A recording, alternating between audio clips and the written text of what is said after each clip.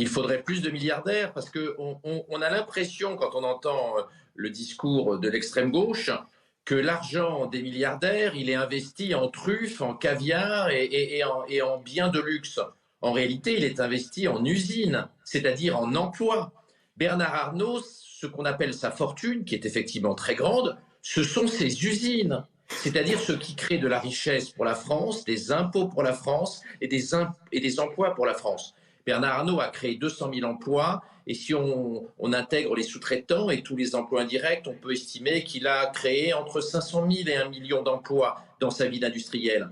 C'est tout à fait considérable. Donc, n'allez pas imaginer que la fortune des gens comme Bernard Arnault, ce sont des tas d'or dans des coffres et ce sont des diamants dans les coffres. Pas du tout. Ce sont des actifs industriels qui créent de la richesse pour la France, qui Mais est-ce créent que des l'un n'empêche emplois pas pour la l'autre? France.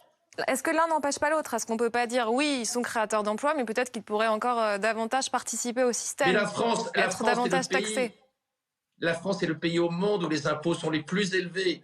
La France est le pays au monde où la sécurité sociale est la plus généreuse et la plus redistributive.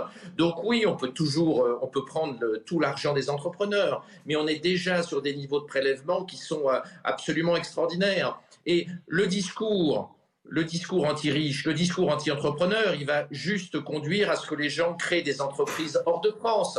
Parce que ce discours qui explique que les entrepreneurs sont des salauds, qui font leur piquer leur pognon et qui ne servent à rien, ne va avoir qu'une seule conséquence, c'est que les entreprises vont s'installer hors de France et que ce serait tout à fait dramatique pour l'emploi et pour la richesse et même pour les impôts, pour le fisc, puisque le fisc est quand même très largement alimenté par les grands industriels qui paient des milliards d'impôts sur les sociétés.